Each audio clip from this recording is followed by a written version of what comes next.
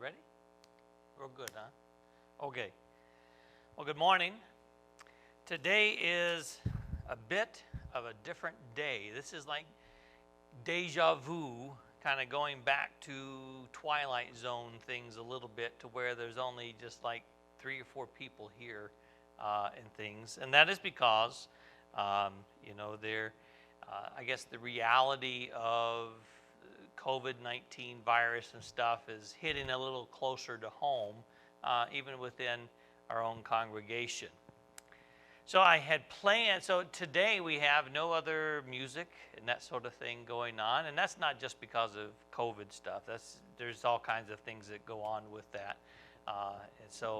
In fact, the person that would normally play a keyboard and stuff has injured her knee and that sort of thing. She's not able to be here. We don't have, today's opening day of hunting season as well, and so that does have an impact on several of the guys here in the congregation as well. So anyway, it's going to be a shorter service today. It's just going to be me speaking, and that's kind of it for today. All right. I do want to. I can go over just a few announcements with you today. Now we do plan, at least for now, we do plan to have our youth and children's meetings happening this week. Let me just pull up my calendar to make sure I don't miss anything. So that would be on Wednesday. Lord willing, there will be the band practice and things will go on as well, but we'll keep you posted with that. In terms of birthdays and anniversaries, let me just look to see if there's anything, any birthdays or announcements, any birthdays or anniversaries rather. We do have, tomorrow is Frank's birthday, so happy birthday, Frank. I'll give you a shout out for that. We also have, later in the week, we have Mark and Claudia's anniversary. Claudia's here today. How many years, Claudia? 32 years. Congratulations on that. And then Tiffany's birthday is on Thursday as well. Okay? And I think that's all that we have for birthdays and announcements. Like I said, the youth and children's do plan to meet. The youth and children's groups do plan to meet this Wednesday at 6:30. But we will, if that changes, we'll be sure to let you know. Okay? So instead of a regular time of offering and that sort of thing, we will invite you, if you would like, to go online. You can give through the website at howellcrossroads.org. You can go to online giving. There's a tab there in the menu, and you can give your tithes or offerings there. Folks have still been very good about sending those in via mail. You're welcome to do that. Or the few of us that are here, you can drop it in the plate or in the box before you leave. So today I had planned to continue on in the book of Romans, and we would normally be in Romans in chapter 6 today, and that's where I was prepared to go. However, when I got here this morning, everything changed, and as I began to, so usually what I do is I wait for the introduction of writing the introduction for services, and people, there's all kinds of ways that people do sermons, pastors do sermons. I wait until usually on Sunday morning to write the introduction. As I started writing the introduction, it never stopped, okay? And the introduction had to do with something that I really want to address here in the life of the church. So we're not getting to Romans in chapter 6 today. We're going to be in a couple of other places. We're going to be in the book of Exodus primarily, okay? So there is something that I can see that has the potential to kind of spiral people into a bad place. Not only here within our congregation, but within our state and within our country, okay? And I'm determined to do everything that I can to prevent that from happening, especially for our congregation and for the many others that, myself or others may have influence with, okay? So before we get into Romans, before we can get back into the book of Romans, and we'll pick up next week in chapter 6, I promise, I need to address the whole face covering issue, especially while we're here at the church, okay? As pastors, I mean, it's been said since this whole COVID thing started that, man, we're kind of in a bad place sometimes because we have folks all over the board in terms of how people view, the virus. We have folks that are just worried out of their minds, and then we have folks who don't believe it's anything at all, and everywhere in between. So that puts us as pastors kind of in a place of, okay, how do we navigate this? How do we kind of find a balance in this whole mess of things, in this world that we're living in, without alienating either side? Or, and the fact of the matter is, I've given up trying to make everybody happy, because that just does not work, okay? I put a few months ago at least, I put out a video on this very topic about face coverings. But I think it best to address it again as we've seen the expected spike of COVID-19 cases across our nation, across our state, and now in our own county, and even now within our own congregation. Okay? And I'm very intentional in using the words that I did, expected spike in cases, because this does not come as any surprise. Well, there may be some folks that are surprised. I, for one, am not surprised we're seeing a huge influx of COVID-19 cases. An important fact, yes, it is a fact, is that although this huge spike in cases it's been on the rise for several weeks now, the mortality rate as a result of the virus has not seen the same drastic increase. And that's a good thing. For example, yesterday, nationwide, there were 157,253 new cases of COVID-19 that were reported. The number of nationwide deaths as a result of the virus were 1,260. That's a 0.09% death rate for the day, 0.09%. And the death rate percentage holds true for our state as well. Actually, that's a 0.08 death rate percentage. The death rate percentage holds true for our state as well. Yesterday, across the state of Michigan, was 7,430 new cases of the COVID virus that were reported, and 68 deaths, giving a death rate of 0.09. So nationwide, 0.08. Our state of Michigan, just for yesterday, is 0.09. Now, the national totals of deaths and cases is very similar as well. It's a 0.2% mortality rate with the COVID-19, 0.2. Okay, not 1.2, but 0.2. That's the mortality rate with the COVID-19.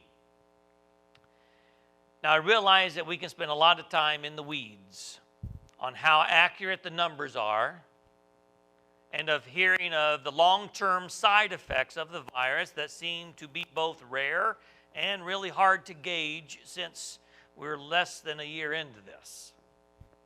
Then there's the concern of impact on the healthcare systems across the land to handle the number of patients requiring care, which again, the vast majority of people are able to recover from home.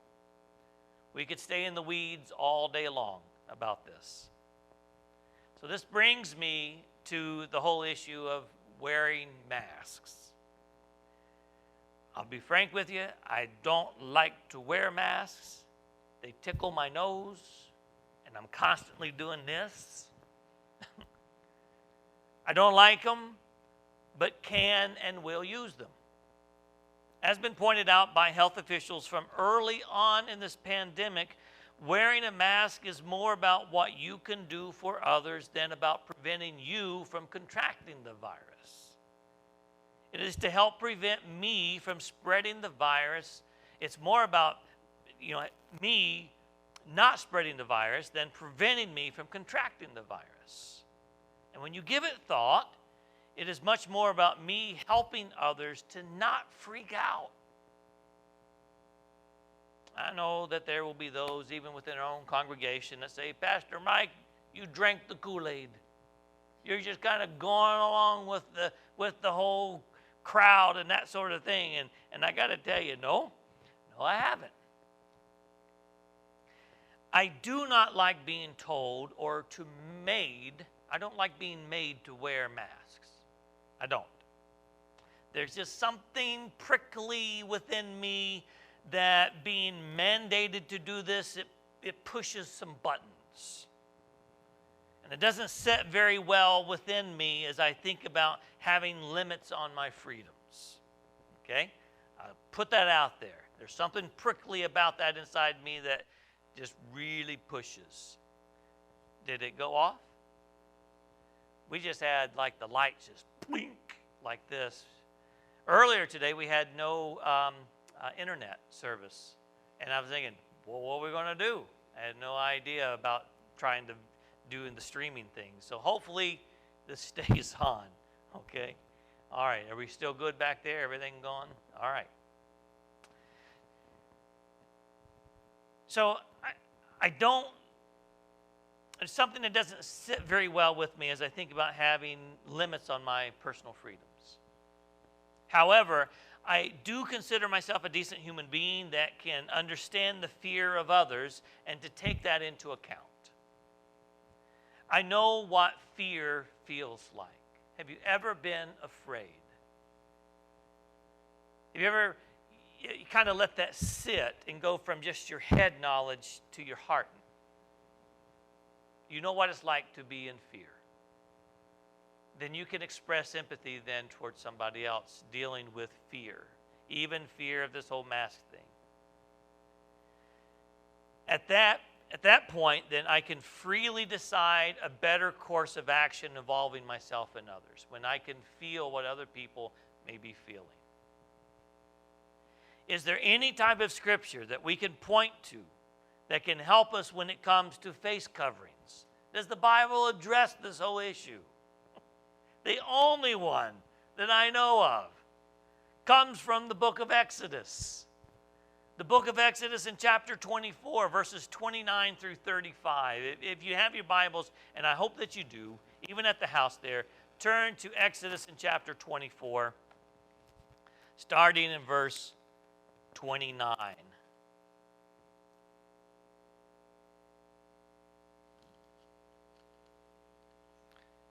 And when you go to Exodus 24 and you try to go to verse 29, you're going to see that that's not possible because there are not.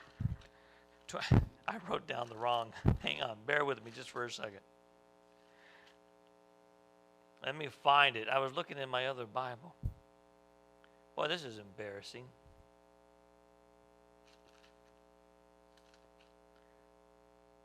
Hang on, don't go away.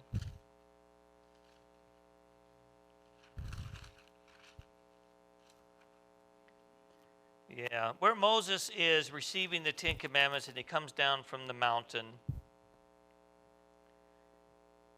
Let me find it. Bear with me. 24:12. I was in the right chapter, just the wrong verses. Yes. Why in the world I wrote 29 through 35? I have no idea. Well, it's a good thing that I believe the Bible is infallible and not your pastor. Okay? Well, that's embarrassing. We're going to jump right in here, though. Exodus in chapter 24. I got that one right. Starting in verse 12.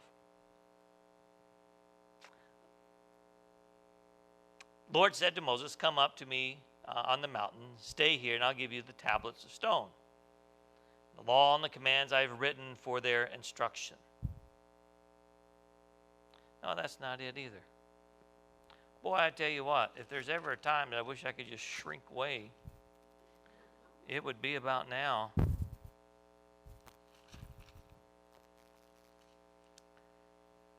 It sure would. Somebody ought to text in and say, Pastor, this is where you need to go to. I was so concerned in writing this down that I didn't even double check the reference. So here's what it comes down to. Moses comes down from Mount Sinai. after being in the presence of the Lord. He was not aware that his face was radiant. It was glowing. Somebody's going to text in and say, this is the chapter. I'm just so flustered now I can't find it. He was not aware that his face was radiant or that it was glowing from being in the Lord's presence. And I wrote verse 30, so I hope it's verse 30. It states, when Aaron and all the Israelites saw Moses, his face was radiant, and they were afraid to come near. And then in verse 31, I read verse 31 rather humorously. But Moses called to them. So Aaron and all the leaders of the community came back to him. So what you have is a situation, Moses comes down from being in the presence of the Lord and his face is glowing. That's what it means when it talks about being radiant. It's glow in his face. And the people, you picture this, they begin to come to him. He calls them to him, and they're arriving, Aaron and the leaders, they're arriving to meet him. And when they do, they notice that his face is glowing. And they start to freak out. And then in verse 31, he calls them back to him, which means that they must have saw this and then they took off. And so I picture this as Moses saying, "No, wait, what's wrong?" You talk about having a complex, right? You know, people come up to you and they just take off running. You don't even know why. Because Moses wasn't aware that his face was glowing. He didn't know that being in the Lord's presence would cause this to happen, that his face would be radiant like this. So he doesn't know this. He's coming from this high of being on the mountaintop with the Lord. This was when he was at Mount Sinai or Sinai. Verse 33 adds, when Moses finished speaking to them, he put a veil over his face. And as you read on, you will see that he removed it when he could, and he put it back on when he was around others. Now I realize that Moses was not dealing with a virus. Anybody find that chapter yet? 34. I'm telling you, this is in the Bible. Thank you. Chapter 34, verses 29 through 35. Yeah. So I got that part. Thank you for that. Miss Bev. Okay. Thank you, Bev. I appreciate you looking that up and sending it to me as well. 34. I was just one digit off. Instead of 24, it was 34. And then I got so flustered I couldn't find it. Okay. Let me go back. I realized Moses was not dealing with a virus. Heaven knows we really need to shine the light of Christ in our lives as often as possible in ways that folks can hear and receive the gospel of Jesus, which may freak people out too. We get that, right? When you show up after being in the presence of Christ, when you shine the light of Christ, many times I'll just tell you, you freak people out because folks don't know what to do with that. And however that shows up, whether that be just in your attitude toward things or your ability to bounce back from things in your life or whatever, the fact that you do life differently because Christ has made you different can freak people out. You just need to be aware of that. But what Moses did was for the sake of others and not for himself. That's the point that I really want to emphasize here. And I hope you haven't checked out. If you're one of these folks that, I am not wearing a mask, I don't care what anybody says, don't check out. Just be patient with me just for a moment.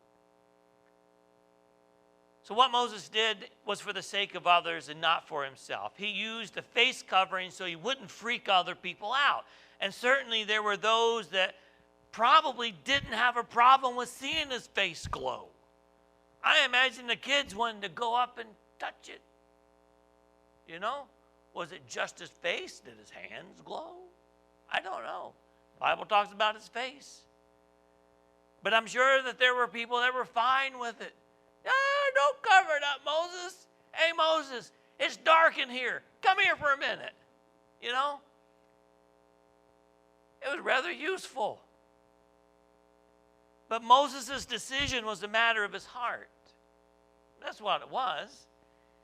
He realized that it helped others feel comfortable and less afraid and freaked out. Moses did that. Moses made that decision. Did Moses like wearing this face covering, the veil, as the Bible says? Did he like wearing the veil? I don't know. But if he was anything like me, he didn't. Why do I have to do this? You know? The Apostle Paul addresses an important Christian principle that really touches on this matter as well. And it actually does come from the book of Romans. He writes it to the church in Rome. Romans chapter 12 and verse 18. If you want to make a note of this one. Romans chapter 12, verse 18 is a Christian principle that touches on this very matter. Romans chapter 12 and verse 18. I sure hope I got that reference right. If it is possible, he writes, as far as it depends on you, live at peace with everyone. And my wife's giving me a thumbs up that I got the reference right. Very good. Whew. So there's a couple of important points to make here. Okay? Paul wrote, if it is possible. If it is possible. The fact is, you will not make everyone happy around you. You'll not make everyone around you happy. Stop trying. That's an impossible task. And the reality is, I'm not responsible for your happiness. I'm not. Just like you're not responsible for my happiness. Okay? Just put it out there and just realize that. Okay? I can be unhappy about things that are going on, or I can be happy about them. I have a choice. And here's the reality. I don't have to be happy all the time. I don't. I don't have to be happy with the way things are all the time. I do not. Okay? For some people, you could wear a hazmat suit, and it would still not be enough. Oh, Pastor Mike, you exaggerate. Am I? Really, think about it.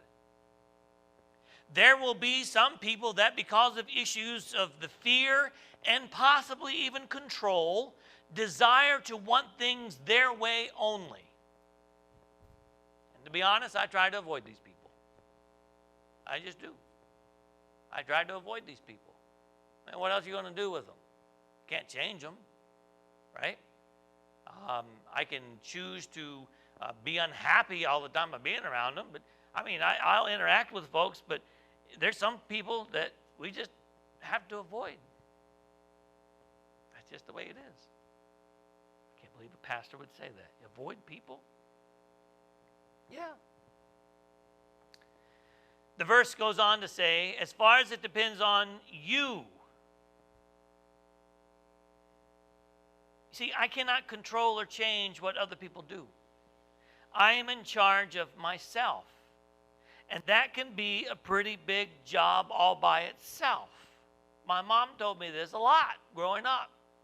Take care of yourself. That's a big job, Mike. If I am with a person or with people who are okay with me not wearing a mask, I will not likely wear one. I won't. However, if I'm not feeling well, or even if I'm around others who may not mind and I'm not feeling well, even if they don't mind me being maskless, I will probably choose to wear one if I'm not feeling well. That's my decision. You got to make your own decision. If I am concerned that you are being reckless by not wearing a mask, guess what? I can choose not to be around you. That's my choice. Which means if you're coughing, sneezing, snot blowing and that sort of thing going on, and if if I keep my distance from you, that's why. Okay, but that's my choice. If I am coming into your space, in whatever realm that may be, physically coming into your space, emotionally, intellectually, socially, spiritually, all these parts that make us who we are, if I am coming into your space, I owe you a couple of things. I owe you respect, and I owe you consideration. Plain and simple. I owe you that much. I owe you respect, and I owe you consideration. Now notice that I said this is what I owe you, not what you owe me. I hope that you would extend to me the same kinds of things, but I'm not in control of you. I can only care for what's going on with me, just like Moses.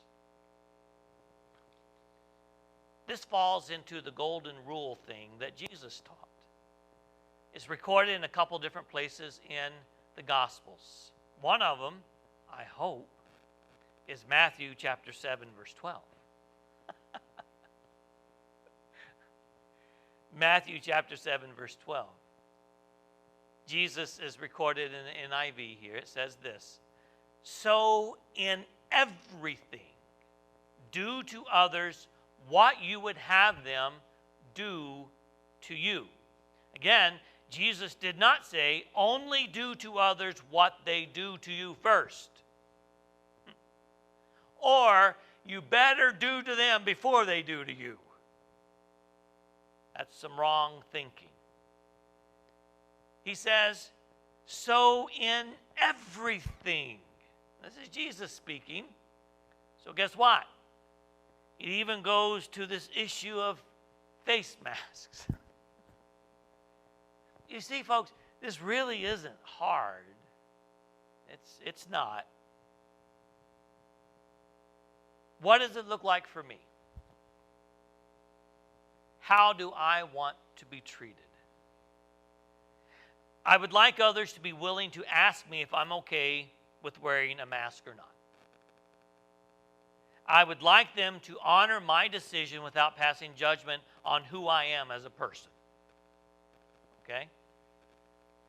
I would like them to kindly ask me to do something different if they are concerned for their own health or if my decisions could possibly have impact on their ability to work. Well, what do I mean by that? If my work depended on others around me to respect guidelines, regardless if I believe that they're needed or not, then I would like others to likewise understand and respect that. That's the way I would like to be treated. So, if that's the way I would like to be treated, guess what? Then that's the way that I treat others. My attitude can be one of support if I can understand what's going on within me. If I understand what's going on within me. If I can understand what buttons are getting pushed or rubbed up against when I feel the prickliness of a situation. I love that word. I've heard that word before, but it was reintroduced to me this week.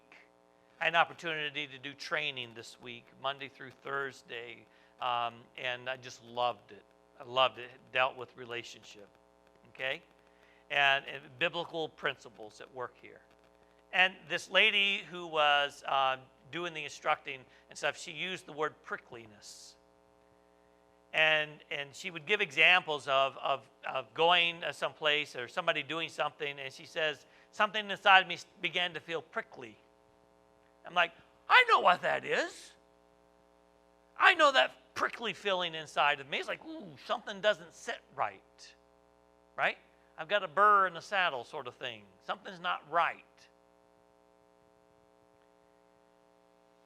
Prickliness.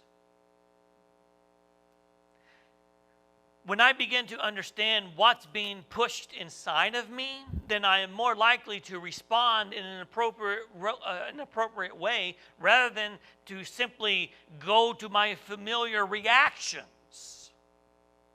Do you know what your familiar reactions are? Could be something like shutting down. Could be becoming obstinate. Ever done that one? How about playing the victim?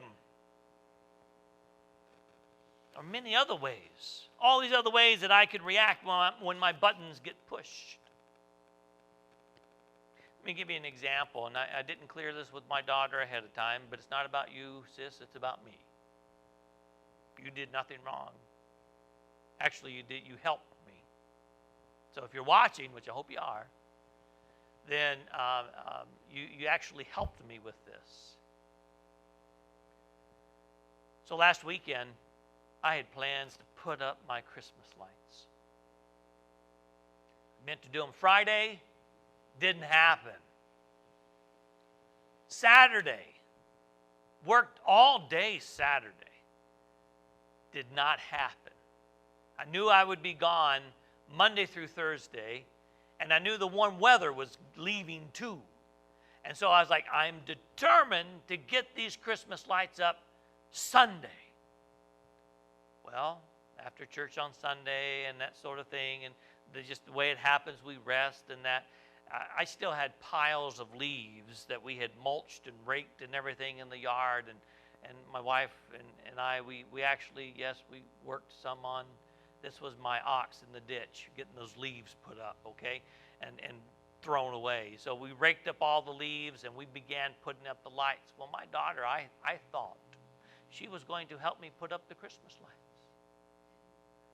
But she developed other plans. And she asked me, Dad, is this okay? And of course I said, yeah, fine. But that's not what I was feeling inside. There was something prickly happening inside. It was those things, what? This is maybe like the last year that you'll help me with this, because next year you're going to be married and all this stuff, and all kinds of stuff was spinning in my head. Right? All these prickly things were going on. And so, but didn't let that show. No, that's okay. Go ahead. Have fun. So she did. And I'm grumbling to myself, I can't believe she abandoned me. I felt abandoned. No one there to help me. My wife's there to help me. I'm sorry.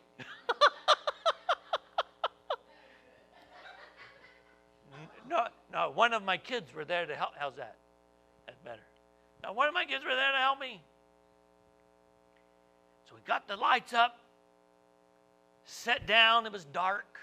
I was enjoying the lights. Even put the lights in the back. We put lights up in the bottom of the big pine tree. Made like a little canopy of lights. And had a fire going in our outdoor little fireplace there on the concrete patio and stuff. And had a fire going in that. And my daughter shows up. After all the work is done. She sees the lights, and they're nice. She said, Dad, dance with me. What? It was the song that we planned to dance to for the wedding. She said, dance with me under these lights. I don't want to. Now, see, I had to check what was going on inside of me. And I resisted. No, I don't want to. But she's persistent. She's just like me. Huh.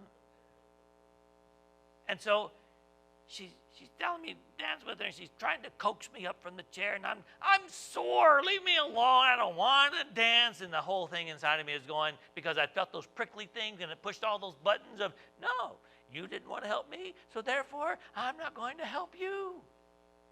You ever been there? I'm the only one, you know? So she coaxed me up. And I was doing this process inside of me of, okay, what's going on? What's being pushed here? What's the truth of the whole situation here? what happens if I do this? What happens if I don't do this? All this happens in just a matter of seconds. And so I danced. You just got to know, I don't dance. I mean, Angela and I danced. We did that ballroom dance thing. But I generally don't dance. Outside, in front of anybody that could be watching. But I did. And I'm glad that I did. I had to make a decision at that point. If that was a stand I was going to make, no, sir. You didn't do this for me, therefore I am not going to do this for you. Or I could consider what was going on inside of me. I could consider what was going on inside of the other person, my daughter, and say, what is the needful thing to do here? Is it only about my pride? Now, it is about pride. I get that. I don't just minimize that.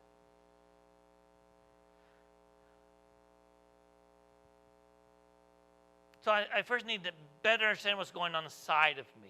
Is it a valid point to make at this time and in this place? What are my alternatives? Is this particular instance a hill that I want to go to the cross on? You see, we have to choose the hill we want to be crucified on. How did God demonstrate his love for me? We've studied that already in the book of Romans by dying on the cross on the hill called Calvary. He did this while I was wild and rebellious and didn't care about him. I was living for me, my wants, my desires, my freedoms. And Jesus gave his life for mine. Something he didn't want to have to do, yet he did for my sake. So I guess, folks, if you don't want to consider this a sermon, consider it a public health message. I do think that we can help other people in their dealings with this whole COVID thing by showing up with respect and consideration for other people. It's just giving that thought, wanting to help rather than hinder. And again, I'm all about my personal freedoms. I fought for those in the Air Force. I get that. And I'm there with you. At the same time, I can understand where other people may be coming from. And I do think our country and even our state would do much better by approaching this whole mask thing in this way rather than forcing people to do something. Take that for what it's worth if there's ever a public official watching, okay? So really, we look in the Old Testament, we find that example of Moses with the veil. We look at Jesus and his attitude toward how we approach other people with this whole golden rule thing. We look at Paul, even in the book of Romans. We'll get to this where he talked about as far as it's up to you, we do what we can. And again, we won't make everybody happy. Stop trying. But I refuse to let an issue like this disrupt the unity of our congregation, of the church as a whole. This is nonsense. And if we approach people the way that we want to be approached, and it may be then that we avoid some people, that's okay. But we approach things in a godly way, I think we'll get through this just fine. It will not last forever. Well, that's what I got for you today. That was my introduction. And I felt like if I spent all that time on an introduction, that you really wouldn't be able to sit through Romans in chapter 6. So we'll pick up next week on Romans in chapter 6, and I promise I will have the introduction done before I sit at the computer and begin reading my notes. Okay? And so we'll pick back up next week. But I pray Lord's blessing upon you, and I do want to have us a time of prayer because I want us to remember some very special prayer requests, the things that are going on. Sue, as you know, I sent that email. She is recovering from COVID. Gene, as he recovers from a heart attack and also from COVID as well. There are, oh my goodness, there are a couple of others I know. Naoma, who was in the hospital. I think she still is in the hospital. We need to remember Naoma. Thank you for that. And I know that there are others. So it's an email that just went out last night. If you have not looked at it yet, it's a good chance that Gene, even though he was in, they put a stent in an artery there in his heart, may be able to come home today, even with the COVID. So that's good news. Okay. So remember Gloria, his wife. Remember Christy and John as they care for them as well, and the whole quarantine issues and things that come into play now with all of that. Okay? So let's pray and then we'll end for today.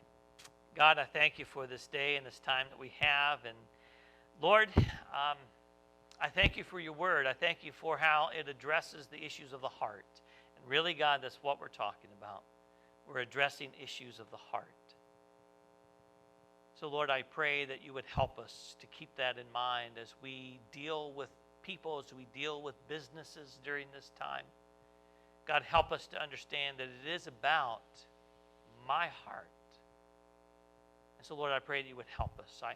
I pray for our country. Lord, it's still yet divided. And so, Lord, I pray that you would help give us clarity in how we move forward as a nation. Lord, I pray for your help in our state, within our county, within our congregation, to do what needs to be done, to do what must be done. But Lord, in a way that respects and considers others on both sides. So Lord, I want to give you the praise and honor and glory for what happens in my heart and what I am in control of here. And I ask for you to come alongside me.